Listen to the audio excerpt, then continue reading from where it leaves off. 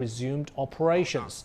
The vice chair said that the outbreak had a comparatively controllable impact in January and a major effect in February, especially in the aviation and tourism sector. He also said that state-owned companies are being urged to support the medical supply sector in order to help fight the virus. We have quickly arranged some state-owned companies to transfer to produce medical use of virus protection uniforms and masks. One company previously specialized in making army uniforms.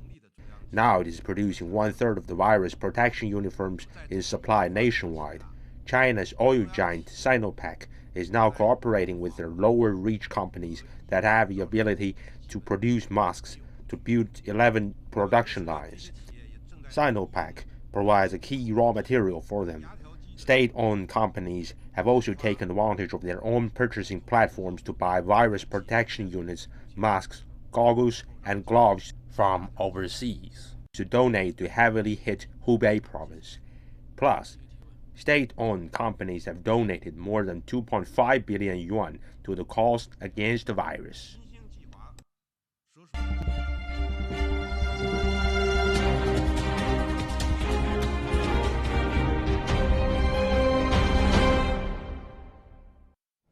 New problems can lead to unique solutions, and a Shanghai firm has found one, creating coronavirus quarantine rooms with 3D printing technology.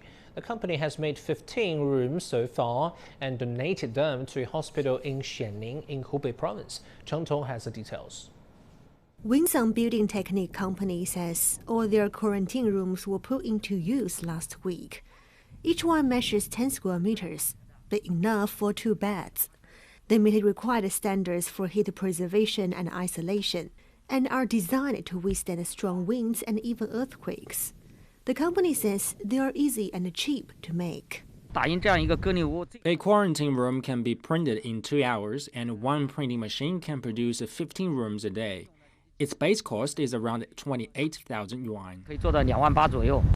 Winsong says the cost is so low because the construction materials are so cheap. We use recyclable materials including sand and construction residue. It is very environmentally friendly. When it comes to safety, the structures are at least twice as strong as concrete construction. Very mobile and easy to set up. The 3D printed walls can be used as soon as they're connected to electric power. They're easy to disinfect and can be reused when the epidemic ends. If there's no further use for the rooms, we can recycle them to build something else. We've been getting donations from other companies to sponsor more rooms. The company's 3D printing technology is also being used for other structures, including agricultural facilities, industrial parks, and some tourist attractions. According to the Chinese Mechanical Engineering Society, the market value of 3D printing technology in China will reach $10 billion in 2023. Chen Tong, ICS4 CGTN, Shanghai. Doctors finding the coronavirus outbreak are doing everything they can and are making use of some of the latest medical technologies and equipments. CGTN's Omar Khan went to one hospital in the southern city of Guangdong to see how robots are helping doctors and quarantined patients. Here in one of the quarantine wards at Guangdong Provincial People's Hospital in Guangzhou, robots are helping doctors and nurses with their work. They're not meant to replace medical staff, but reduce the frequency of doctor-patient contact, while also serving other purposes. These robots are made in China, and they use software to collect information automatically and build an information base. Based on our instructions and input, they can deliver medicine and food to designated patients. The robots can be programmed on specific routes throughout the ward as well. A network connects them and maps out the area, allowing them to avoid obstacles and travel from multiple points, including patient rooms and back to doctors.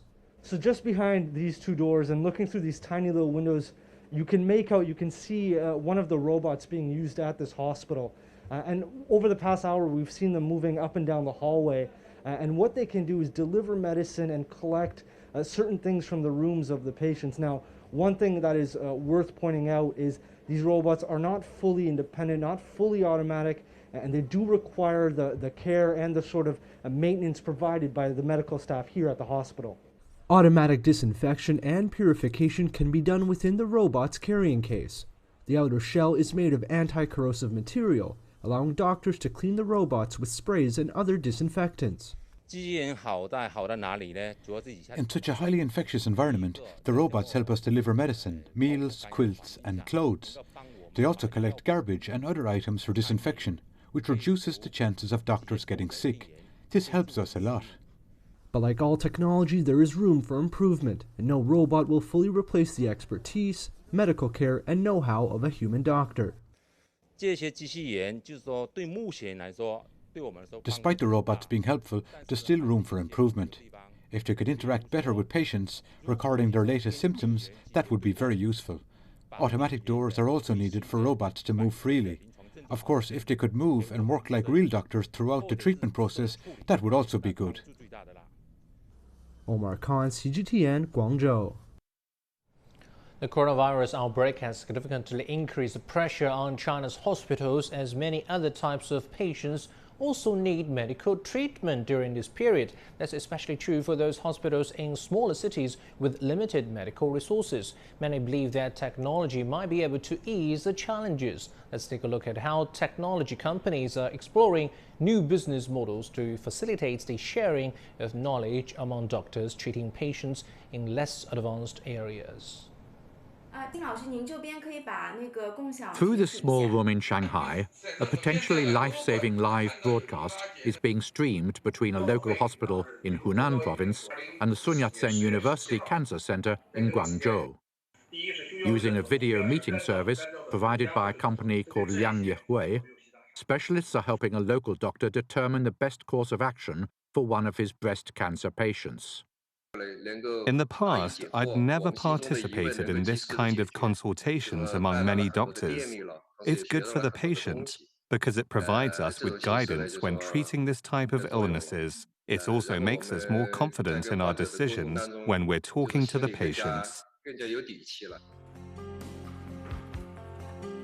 By providing local doctors like Deng Jizhou with a way of conveniently consulting with medical experts, Liang Yihui helps share knowledge and medical expertise for doctors in places with less medical resources and expertise. Liang Yihui provides a number of information services for cancer patients and oncologists through their app, website, and WeChat public account. According to their own numbers, over 100,000 oncologists have registered with their service to provide patients with information, exchange knowledge, participate in classes, and so on. The company also cooperates with major oncology associations, hospitals, and global pharmaceutical manufacturers. What our platform can do is to connect oncologists from around the world. We actually already have a number of overseas experts consulting with patients inside China. This also allows Chinese doctors to learn about modern concepts and learn from the experience of their counterparts in the US and other countries. So, in fact, our platform isn't just for medical services. It's also about the propagation of knowledge. We also have many lectures, experts' interviews, and open classes recorded overseas, which helps Chinese doctors improve further. This medical imaging center at the Tsinghua University Yuzhuan Hospital was built in cooperation with Dongxin Yilian, a Beijing-based medical tech company also known as Unimed. The center's equipment, which was provided by Dongxin Yilian and is worth several million yuan, has greatly alleviated the hospital's shortage of good diagnostics equipment. The hospital's vice president is happy with the cooperation. It can deliver the results in just 24 hours. When the report is ready, the center simultaneously sends the material to the doctor and the patient, as well as to our filing system for storage. That way, we have very clear images that help us solve the task at hand. At the same time, this company cooperates with our imaging experts and many other renowned imaging experts around the country. Lian does this by providing online services for patients and doctors and connecting them to offline medical institutions. Thus far, 50,000 doctors have worked on a total of more than 4 million cases through the service. The company works with 260 medical imaging centers in 11 cities and provinces across China. During our first stage, our model closely resembled that of an O2O company. During that period, we gathered hospital resources that were lying idle and put them online so that doctors and patients at other hospitals could use them. During the second stage, we moved beyond this cooperation-based model and began to construct our own offline imaging centers, where we owned the equipment and employed our own personnel. This has allowed us to maintain tighter control over the entire service process. As it becomes easier and cheaper to transmit clear voice and video and upload and share huge amounts of data, remote treatment has the potential to reduce the cost of healthcare in this huge country. Technology can reduce wait time at hospitals, reduce pressure on physicians, and allow life-saving knowledge to be passed on to every level of the healthcare system. For more insights, let's cross to Shanghai and Professor Zhong Li of the School of Medical Instrument and Food Engineering at the University of Shanghai for Science and Technology. Professor, thank you for joining us. What's the status of online medical diagnosis and treatment now? And what are the prospects? I personally hear about online medical diagnosis practices for foreign doctors helping Chinese domestic patients online. Okay, good. Now the online information system is very popular now.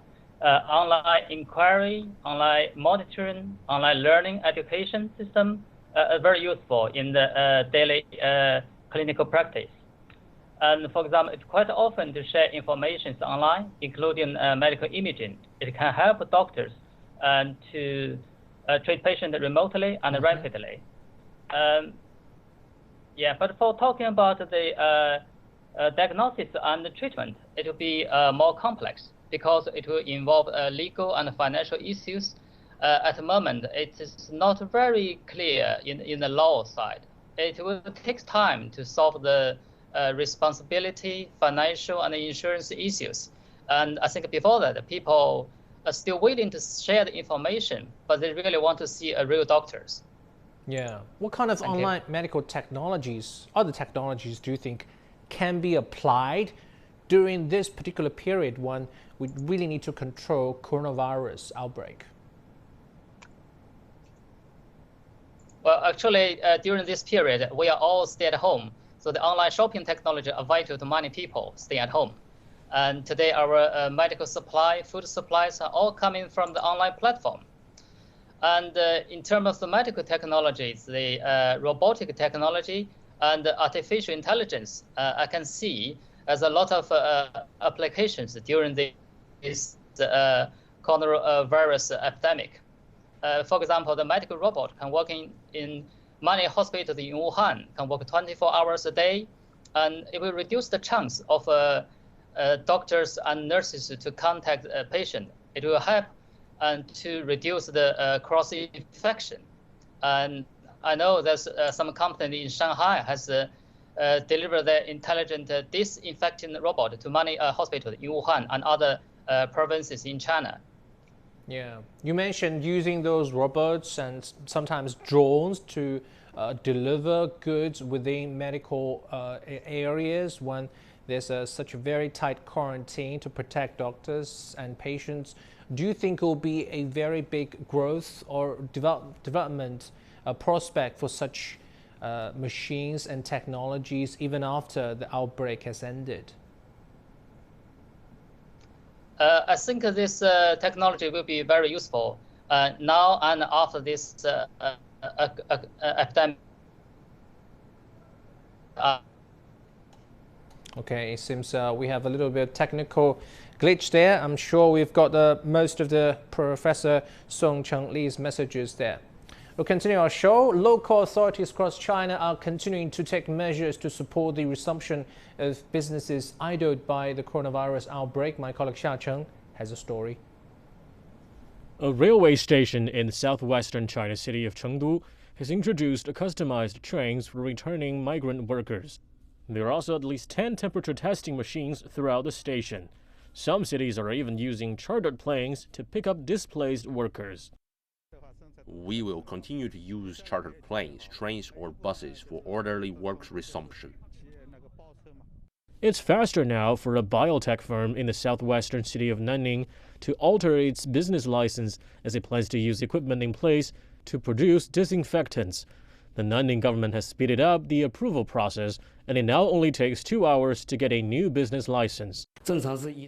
Usually it would take 1 to 3 working days, but now it only takes 2 hours. It's very efficient.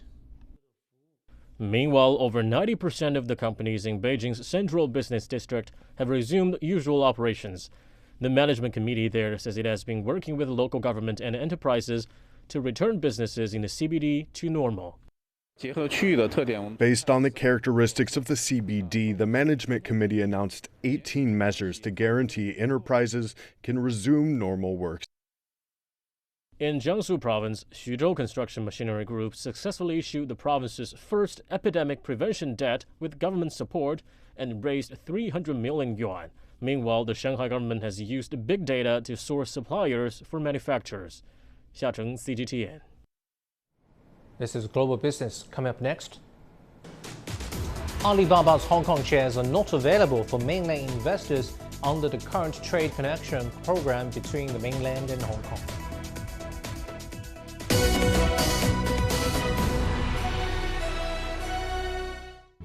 L'Italia esprime fiducia e sostegno alla Cina nell'emergenza contro l'epidemia, nell'impegno per assicurare la sicurezza sanitaria anche internazionale. Abbiamo un nemico comune nell'epidemia in corso. 俄罗斯与中国同在，俄罗斯对中国人民表示诚挚的支持。武汉加油，中国加油！武汉加油，中国加油！ Je voudrais dire toute ma confiance et mon amitié à tous mes amis chinois. 中国加油！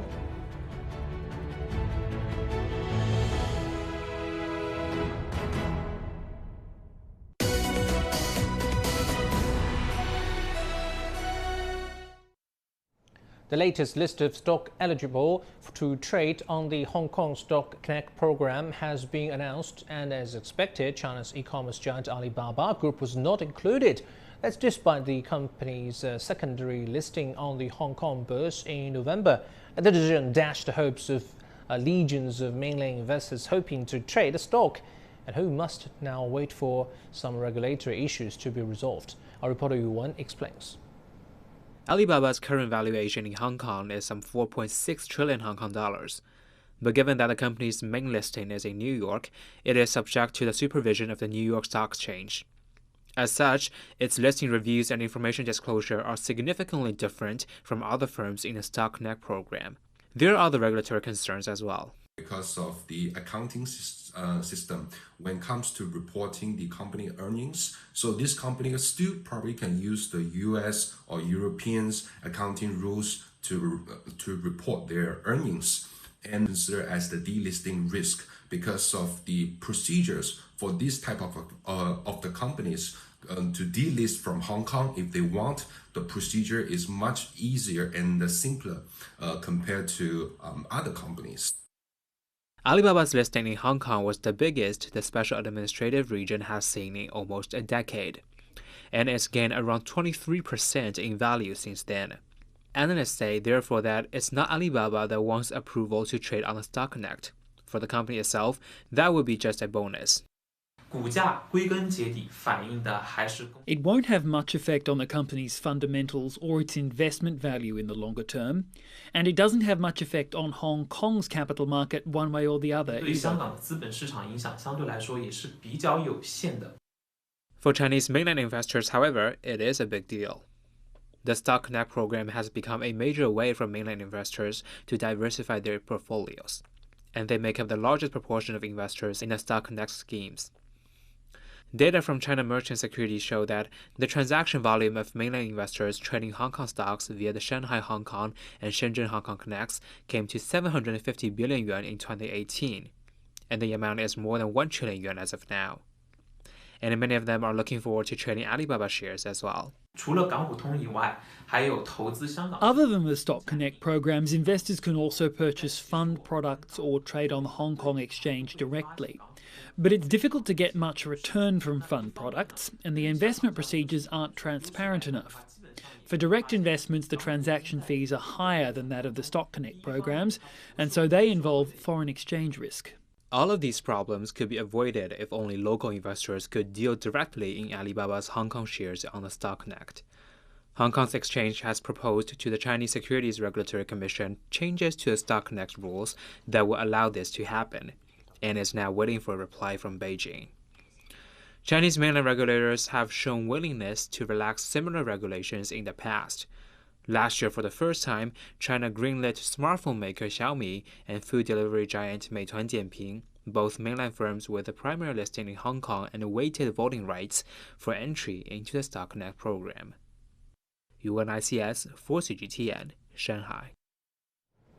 Now let's take a look at the major stock markets around the Asia-Pacific. We cross over to Timothy Pope in Shanghai, Joe Fling, Hong Kong, and Stephen Ross in Tokyo. We go live to Shanghai first. The team, yesterday it was high-flying for mainland stocks, but today mainland markets had a choppy session.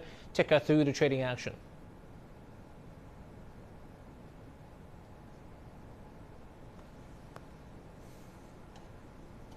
Hi, team. Take us through the trading action for us.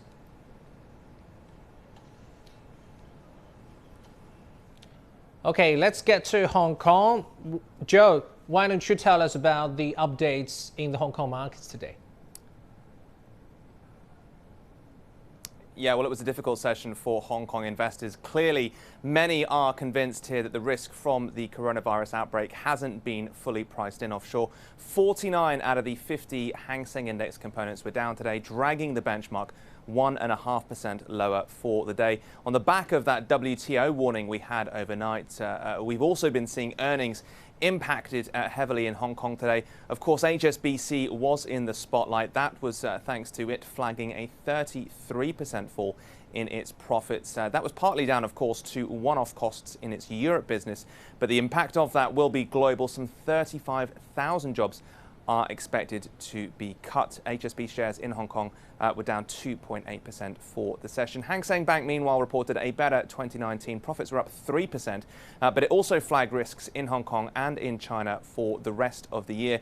Its shares were down just 0.33% today. Meanwhile, Hong Kong, of course, itself is facing a worsening economic picture. Employment data due out in any minute is expected to show more people out of jobs in the city ahead of next week's budget, of course, and more funds announced today to help in this coronavirus fight. Carrie Lam will be facing a lot of pressure from investors to fix things as soon as possible here. Let's catch up now on what's been happening in Tokyo, though, with my colleague there, Steve Ross. Okay, thanks, Joel. Today's Nikkei 225 index falling 1.4%, closing at just under 23,194. Japanese stocks dragged down by tech companies on Apple's warning that it will likely miss quarterly revenue targets due to the coronavirus outbreak. The benchmark Nikkei average starting weak in the morning and falling by the close of trading to a two-week low, with Apple telling investors late on Monday that its iPhone and other electronics manufacturing facilities in China have begun to reopen but are ramping up slower than expected. Among its Japanese suppliers, electronics parts maker Murata Manufacturing shedding 3.4%, iPhone ceramic capacitor maker Taiyo Yuden losing 5.7%, and battery maker TDK Corporation sinking slightly over 4%. And Nissan Motors falling 1.6%, its new chief executive officer saying at an extraordinary shareholders meeting today that he would accept being fired if he fails to turn the troubled automaker around.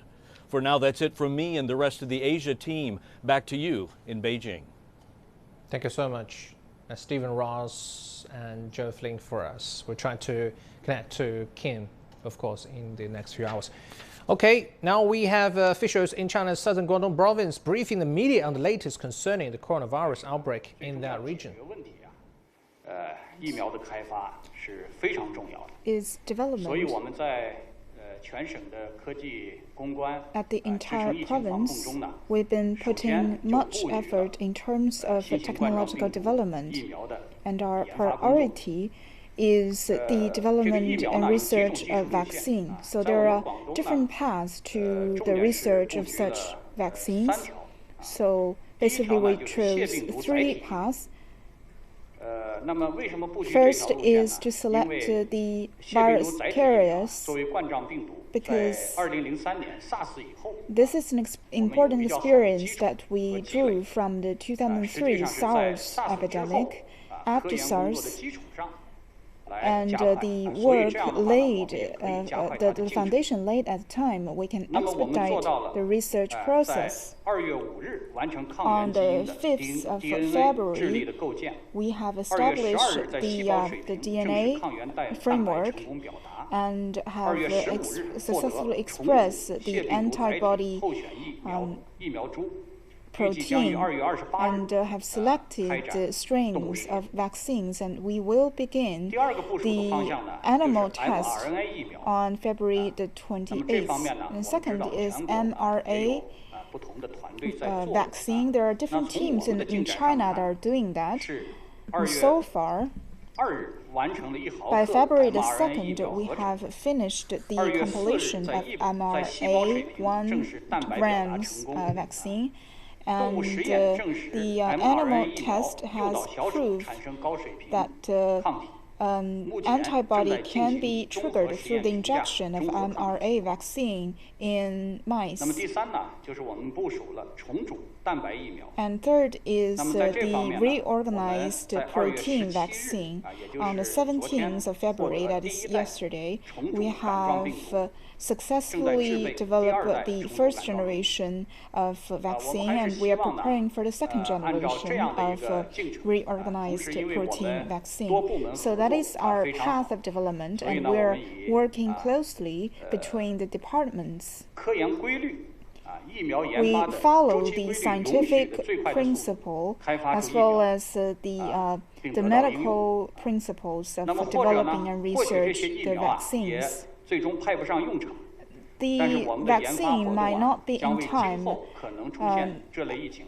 to help us address the problem at the current stage, but they might be proven to be valuable in future medical and scientific research. With CMG and CTV, my question goes to academician Zhong Nanshan. On January the 20th, you mentioned that there's no special drug to treat the disease, and WHO also mentioned that echoed your statement. And can chloroquine phosphate be accounted for one of the drugs? And what are the usage for such a drug? And we heard that there are already research in terms of the body of the deceased patient. So what significance does that play in the research of this disease? Chloroquine phosphate it's not suitable to be called a special drug or a targeted drug to treat COVID-19, but it is a useful drug because the COVID-19 is completely a new kind of infection disease. So practice comes first before scientific research. We have to learn by doing. There are some existing drugs, and they might be proven useful in treatment or clinical practices. As Professor Jiang mentioned, this drug is not first developed in China, in Belgium, and in some other countries. There are some clinical experiments as to the use of chloroquine phosphate that has been proven useful to treat coronavirus-related diseases. And this is the first time for it to be used on clinical treatment. And it has been proven to be had to be little side effect related to it in Jitan Hospital of Beijing and in some hospitals in Guangdong. We have begun this kind of open study of using chloroquine phosphate, and a number of patients in 15 days can turn negative in terms of nucleic acid test. And in Beijing and in Guangdong, we are now doing a clinical observation, and there is it's a clinical, very strict clinical. It's impossible to design a very strict clinical trial at this moment. So we are just doing very simple contrast study, a double-blind experiment, one group with the drug and one group with not. So compared to other drugs, after using this drug, the fever symptoms and the virus amount can be disappear like one day compared to the contrast group. So the side effect is proven to be not so big. There are some side effects, including some stomachache or diarrhea, but they disappear very quickly. I would not call it a targeted or special drug to treat COVID-19, but it has proven to be helpful in clinical practices. What is your second question again? Well, in terms of anatomy of the deceased,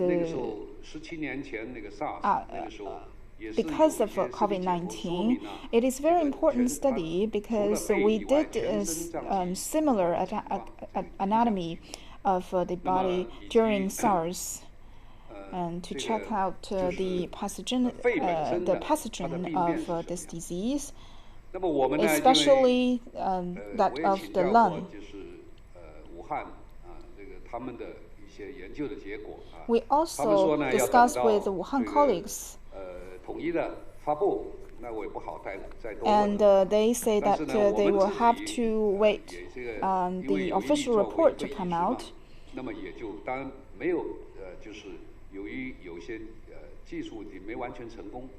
But so far we have some very good research results in terms of the changes of the lung. It differs a little bit from that of SARS. There is not very severe fibrosis at the lung, and there is very heavy inflammation, and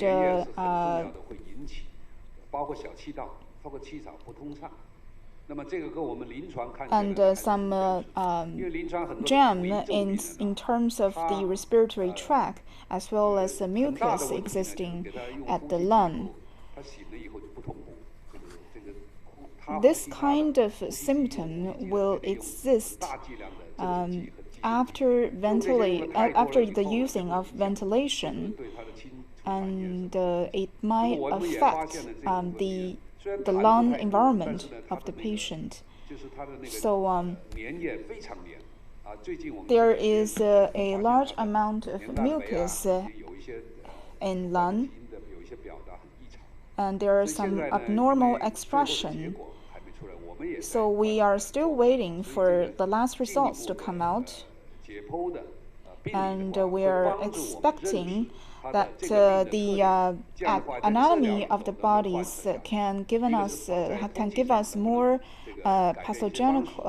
pathological results. And I believe that in any treating any respiratory disease, the smooth passageway in terms of the respiratory tract is of crucial importance.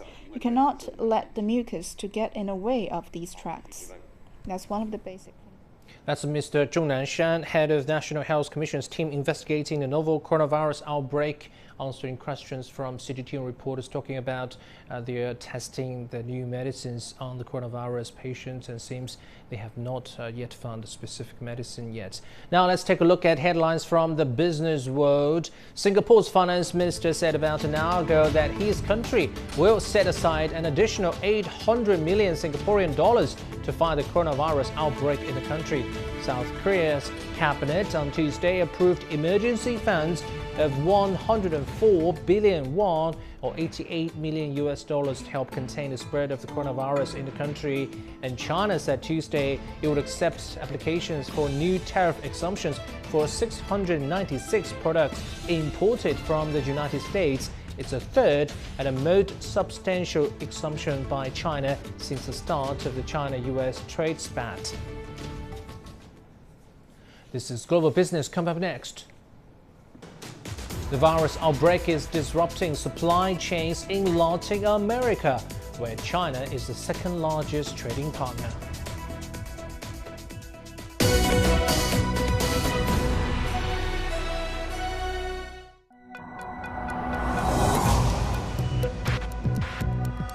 Each day, there are millions of stories. Each one can open new perspectives, new possibilities. Wherever you look, we are there. To see, discover, explore. We put the pieces together to find what really matters to you, all around the world, all around the clock. Our reporters are at home across the globe. From our headquarters in Beijing and production centers in Washington, Nairobi, and London, China Global Television Network. Stories from across the globe, reaching people across the globe. CGTN. See the difference.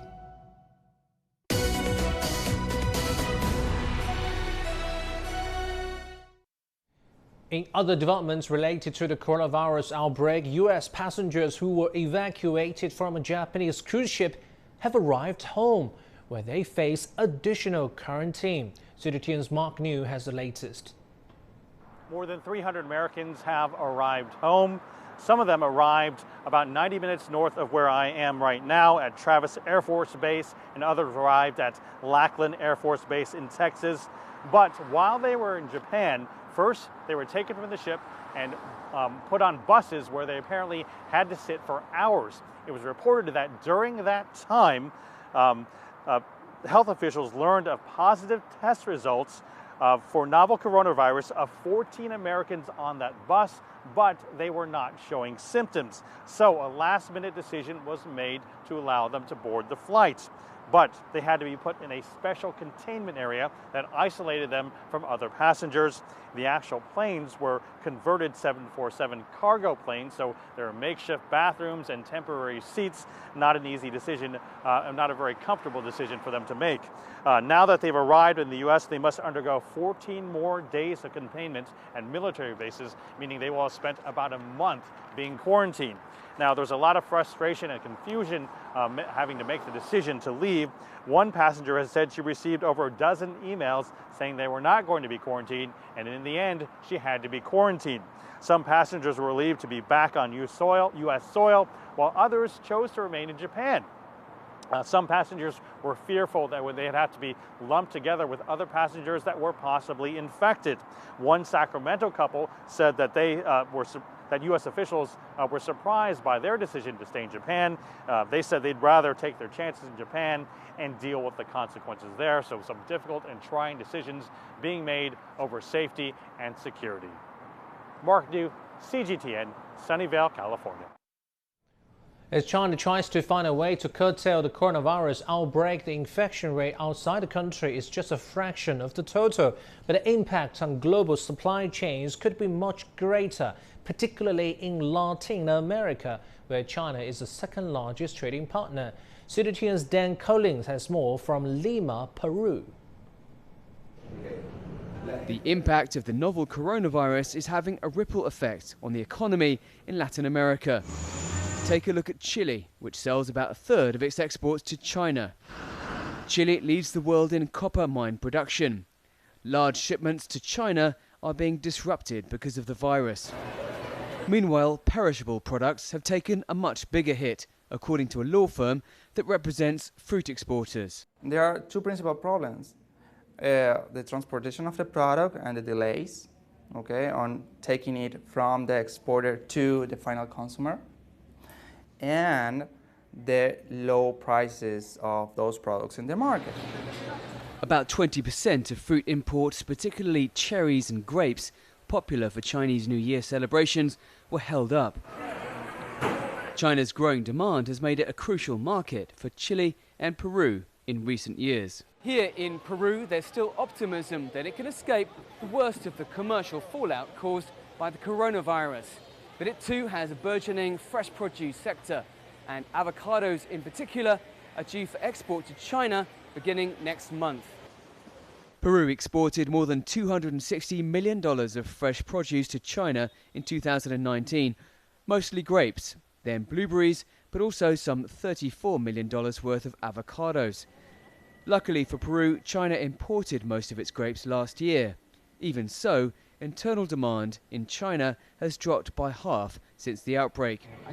Last week, Peru suspended fish exports to China, but the country's ambassador to Peru, Liang Yu, said the worst was over. I believe we are about to reach a turning point, and the impact of this epidemic in China will be in the short term. It will mainly impact tourism and transport, but in the long term, the economy won't be seriously affected, especially as consumer demand is accumulating. After the epidemic, growth will be much faster, which will compensate for the previous losses. He's optimistic about commerce with Peru. As for trade between China and Peru, I don't believe it will be affected because the accumulated demand will surge throughout the rest of the year. Imports of copper and other typical products like Peruvian fruit will remain constant and have normal growth.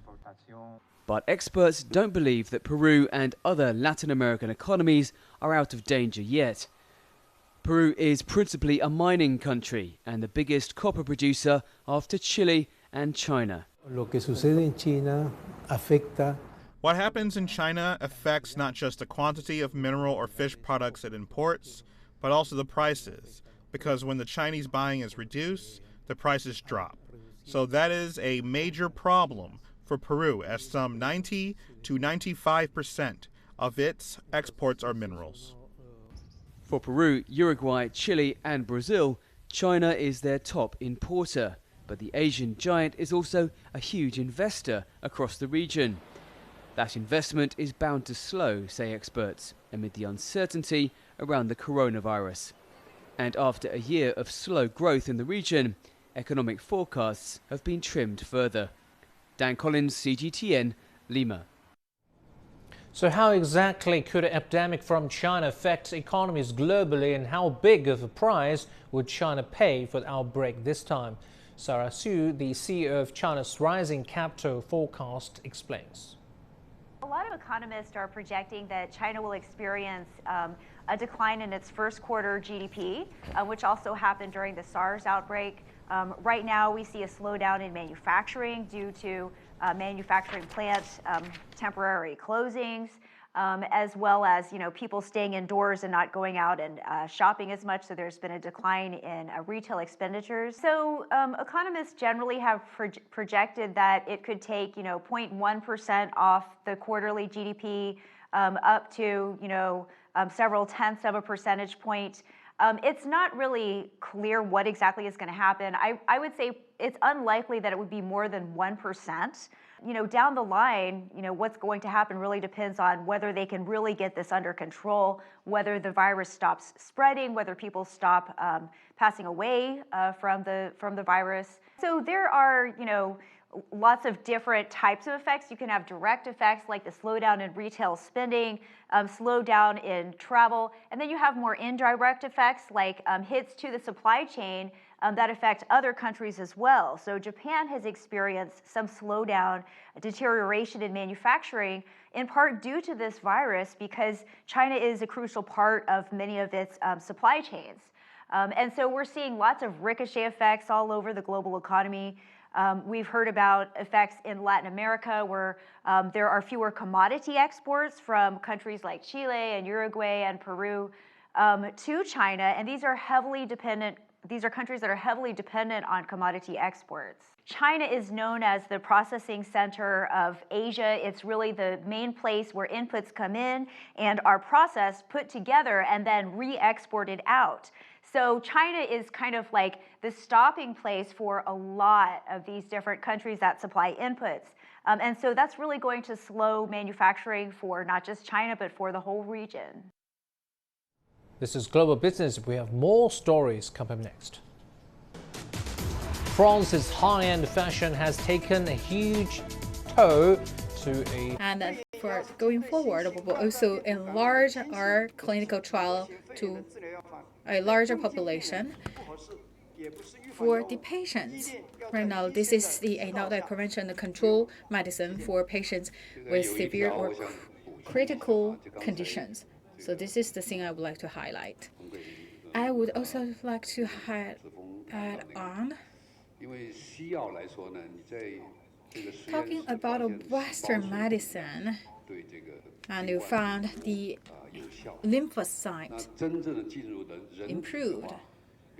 So you think that may be a possible medicine, and also you talk about that apply on the medicine, as a lot of things approved effective in the laboratory but actually not worked on human body.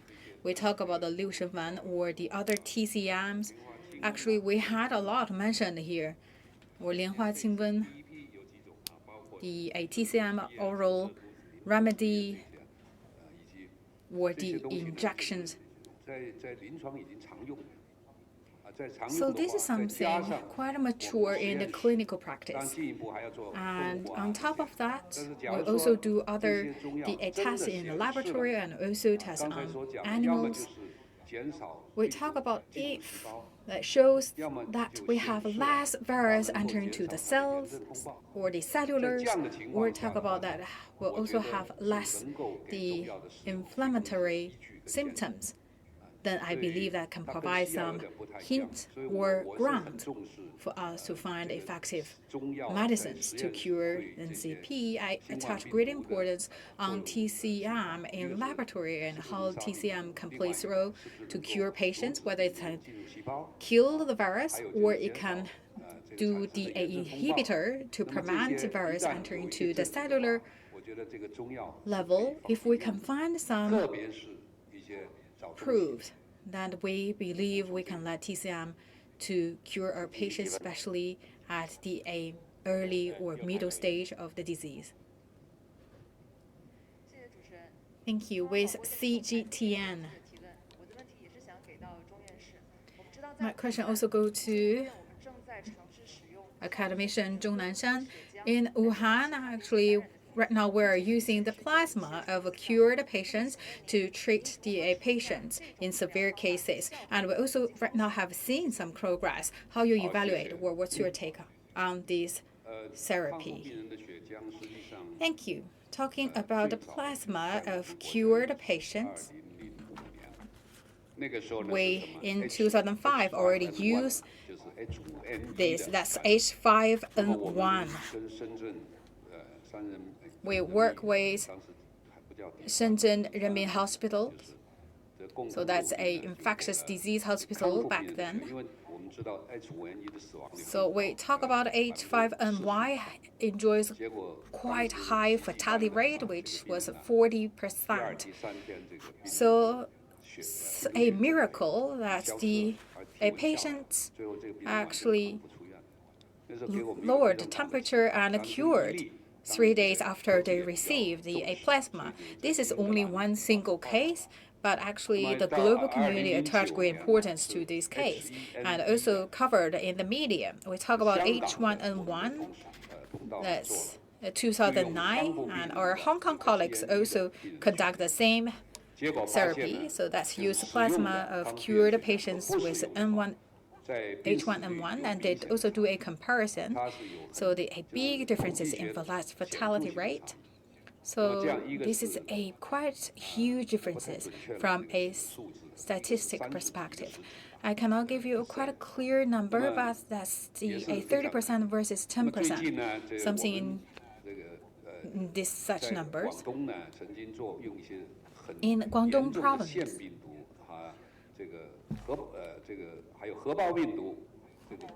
we had a quite severe a virus or the kids. They are suffering from the adenovirus. So we found some the plasma or the antibody from our blood base, and also we cured our patients, our children with these bloods. But actually still the sample number is quite small. Right now, for my knowledge, in Wuhan, the Wuhan WIV, that's the institution of virology. And right now, Wuhan, we have a quite large number of cured patients. They quite voluntarily to donate their blood. We talk about plasma. Actually, you do not need to worry about the blood type. And they have right now conducted some cases at the beginning. 2 cases. 另外有4例呢，好像是 D， 就是这个受体结合部位显著部位的阳性。那在1例 they have the 6例。这6例呢，这个经过用药 cases that's the approved as the viremia. So that viremia cured after they received plasma 3 days later. And I also actually follow up the cases today because Guangdong province also would like to roll out this practice to cure the patients in severe condition. We talk about we not really use that to the critical condition. We talk about critical patients. They not talk about not only for antivirus. We also need to think about their organs. So we right now still use that to treat severe cases. 17 after SARS, right now we not have a comprehensive way. Right now, we actually draw all the strands to work together, and that's also the same for the vaccine. That we should really to wait more time. This is actually we use existing medicines that's quite mature as approved effective medicine. I believe this is an effective medicine, especially for the severe patients. I don't think critical patients may actually can use that medicine because for critical patients, it's not only the inflammation, it's not only because of virus. So I believe that's a good way for the critical or for the severe cases.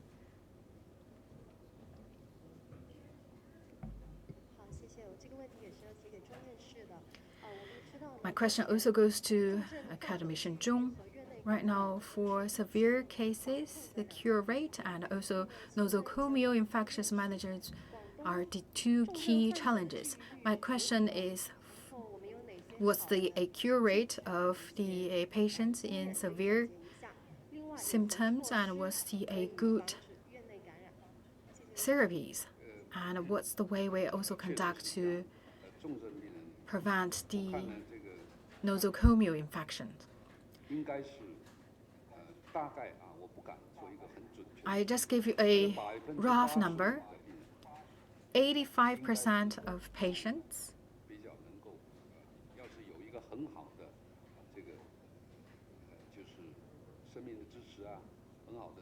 if they can have a good medical supplies and the nutrition supplies, their symptoms can be cured.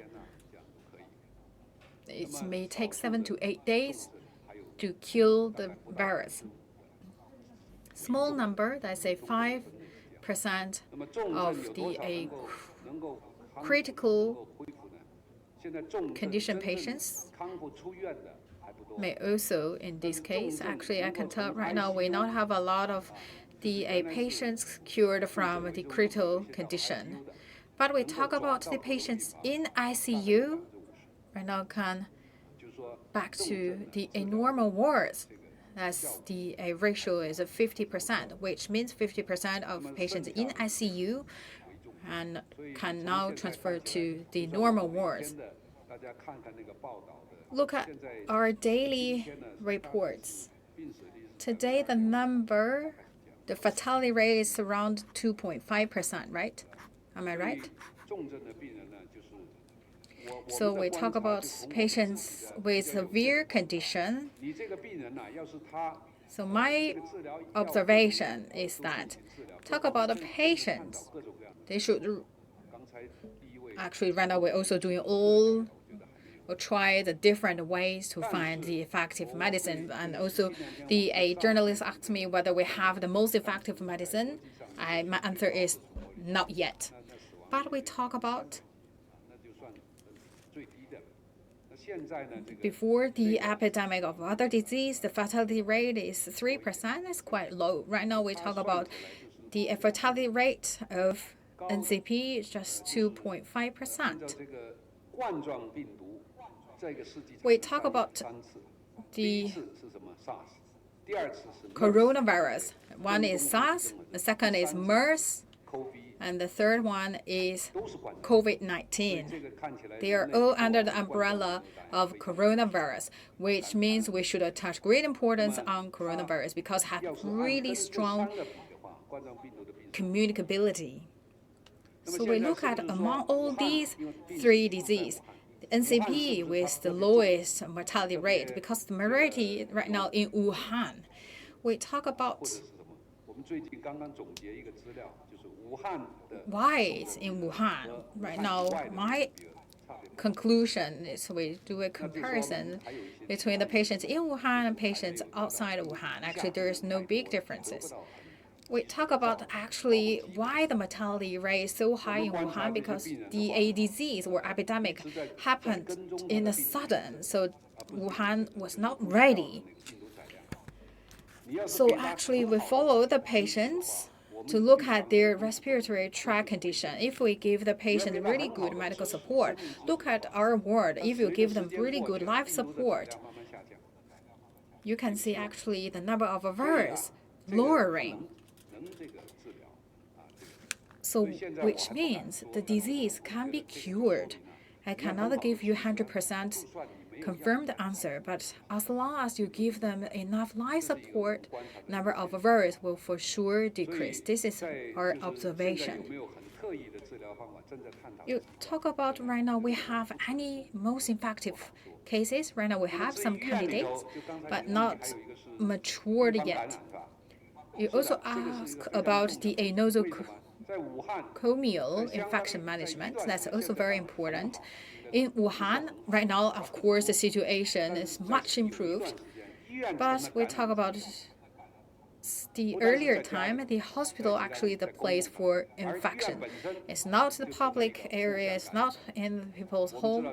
Actually, in the hospital is the key area for cross-infection.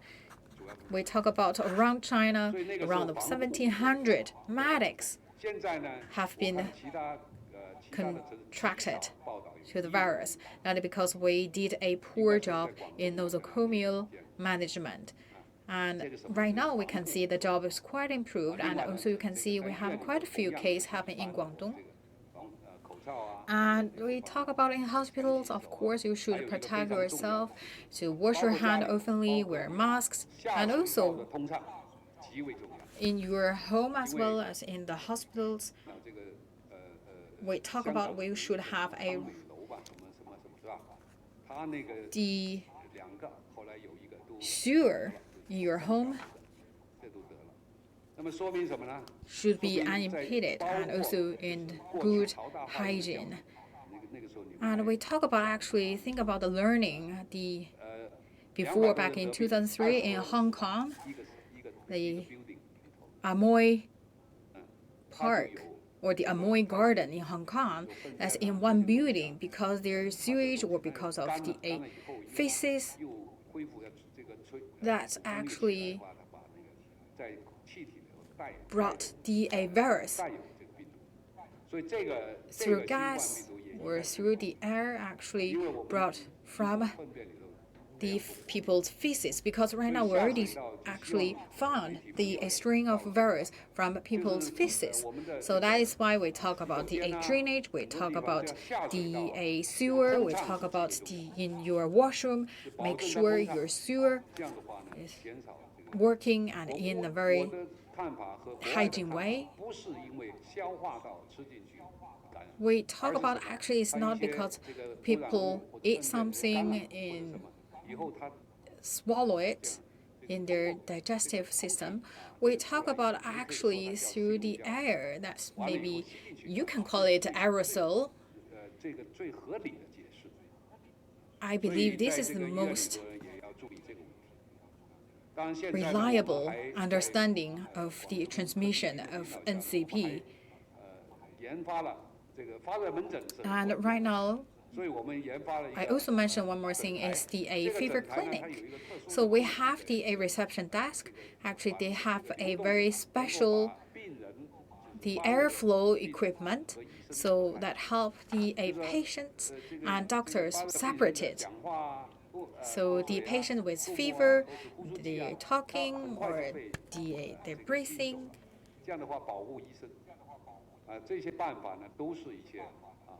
Or they're spitting, actually all these will carry out or be purified by that machine, and also a way to protect our doctors. Last questions?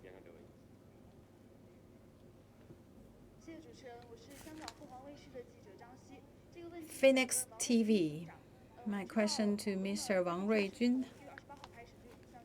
No, a Guangdong Science and Technology Authority actually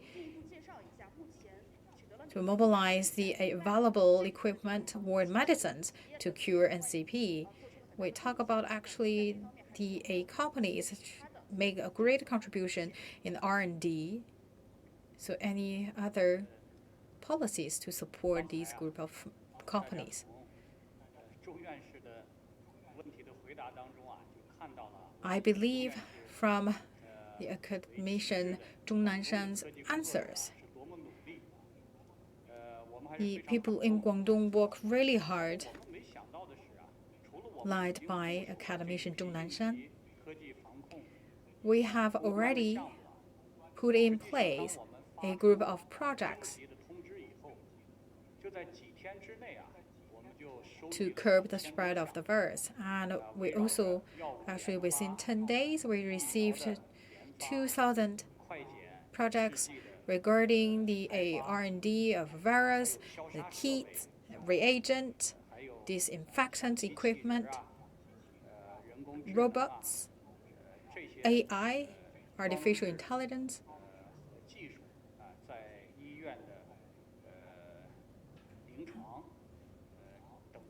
And we also talk about the application of machines, equipment,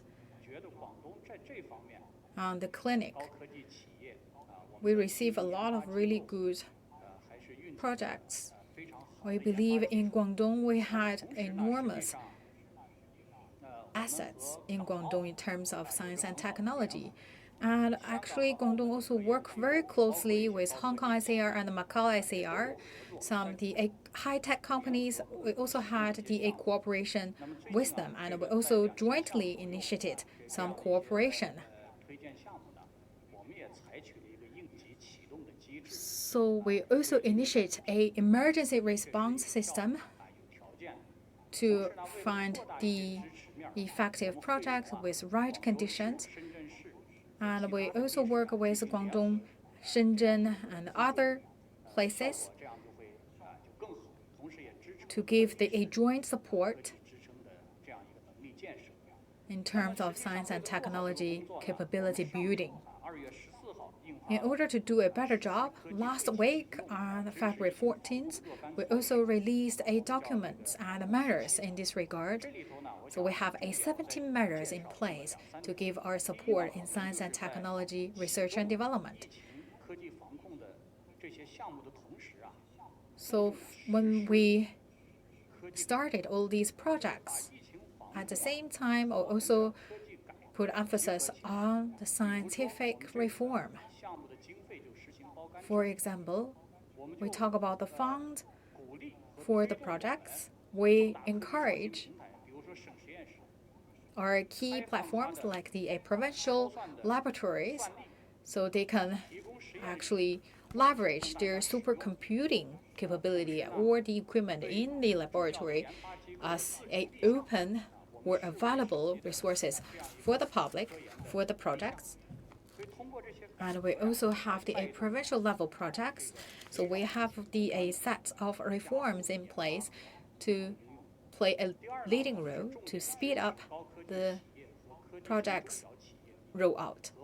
And we also would like to involve incubators and the small and macro enterprises to join the projects to help them overcome the difficult time. And we also give more subsidies to these involved companies. So we hope the enterprises that impacted by the virus can mitigate their challenges, that the banks can extend the loan period for the SMEs. I believe from these policies and actions, we give quite a good support to the high-tech companies, the science and technology companies, the startups. And we also encourage our scientific personnel who have a good sense of value, should also learn from academician Zhong Nanshan and also the other medics. We talk about a dissertation that should actually bring your dissertation and transfer that as your actual works and actions on the front line. Talking about Guangdong province, we released 20 measures in the Guangzhou province. Of course, we also give more financial support to the enterprises. We help them to lower the cost and also enjoy the taxation policies, and also to cut the process short. And we also release information on the official website. And also would like to say a big thank you to the media for your coverage.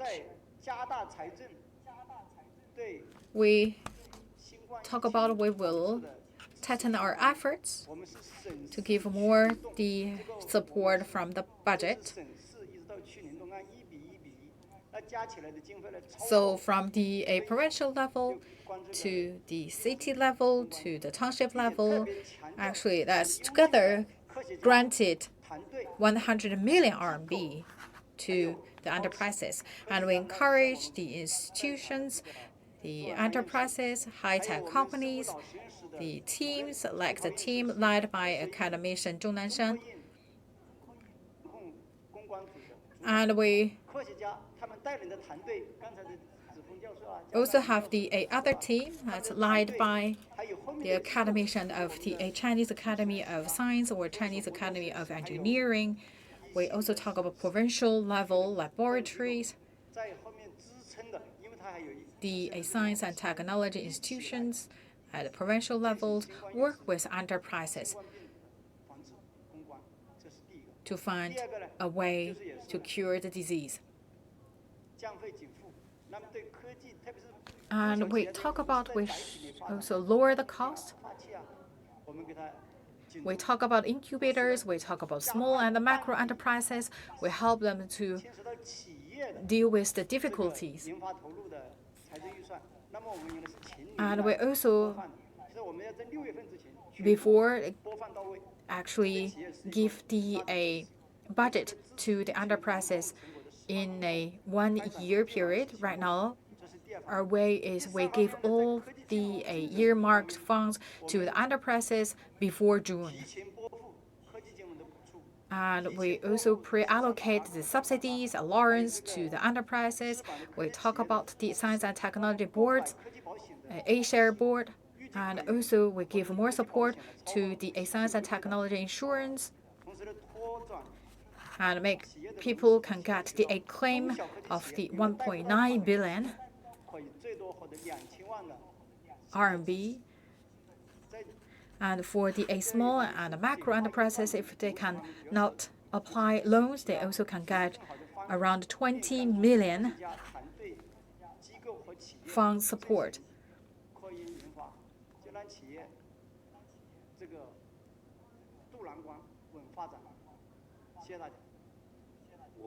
We will do everything to support the enterprises, especially the small and macro enterprises, to overcome the most difficult part. I also would like to add on. So just now, the two speakers talk about how government support enterprises. I also would like to, right now, say a big thank you to all the enterprises for your support, giving us, our team. Because Hengda actually also give us quite good support, and also we link up with Harvard Medical School, and we had a meeting before, and tomorrow morning we also will conduct our second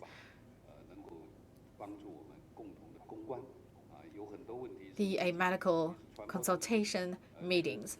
We talk about the route of transmission, we talk about the immune system changes, we talk about the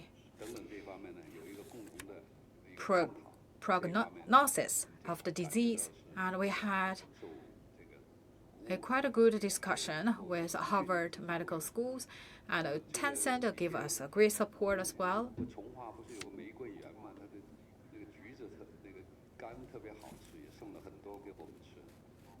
And actually, we also have the local enterprises send really sweet oranges to us.